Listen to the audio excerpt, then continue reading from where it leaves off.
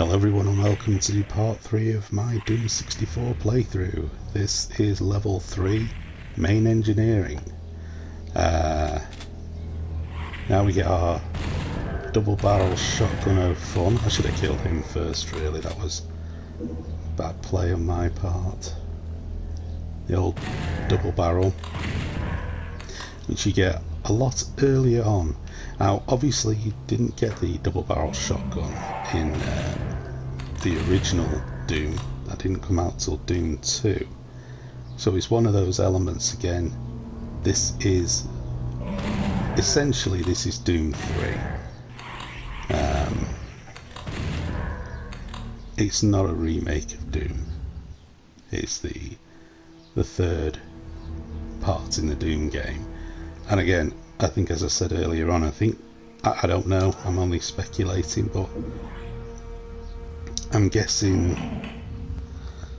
that they didn't want to use Doom 3 with it only coming out at the time on the N64.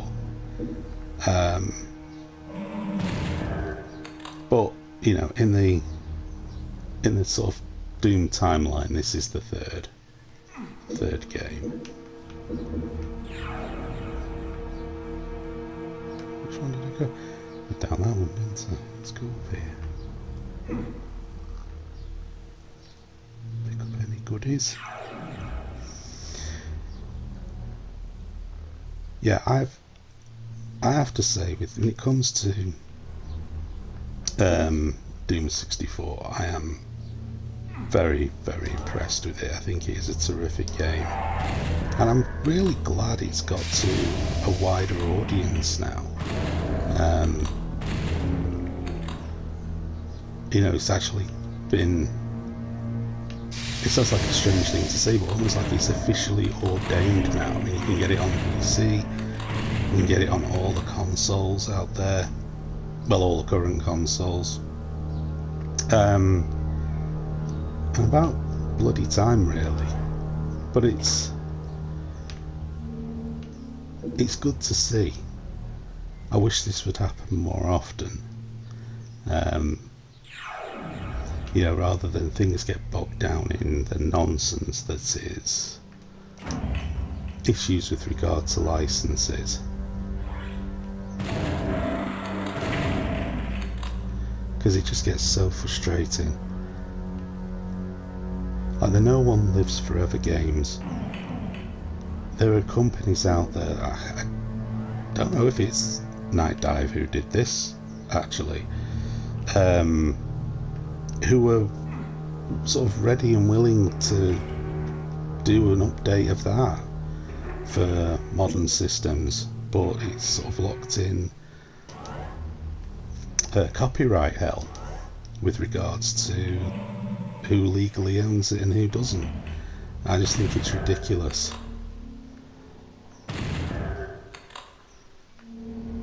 Like, I don't know what the answer is that would be right and fair, but I think if a company that owns the license, okay, my thoughts.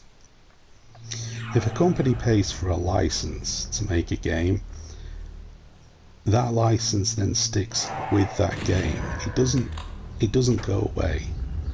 It doesn't change. The company can't years later decide, you know, if the license they have, say, right, let me make this clear. Say you've got a license to make Star Wars games,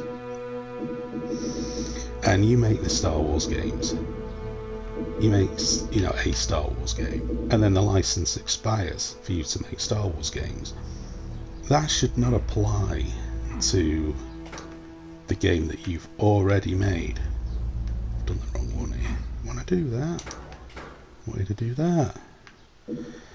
So there should never be an issue. Licenses expiring. In other words, there should never be an issue where a game ends up in license hell.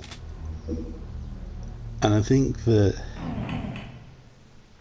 the sort of sheer confused state of it all is really kind of problematic. They need to get it sorted, and sorted soon, because yeah, it just becomes massively frustrating. Well, anyway, after all that, I'm pretty much at the end of level 3. It's not a terribly long level. If there's one criticism I do have with Doom 64, some of the levels are quite brief. I know I may not get all the secrets like there, but I've got all the kills. So, yeah, some of them do get quite lengthier though later on, that has to be said. I am still only at the beginning part of the game. So, yeah, that's part 3 of my Doom 64 playthrough. And I'll be in the holding area next time. Thanks for watching.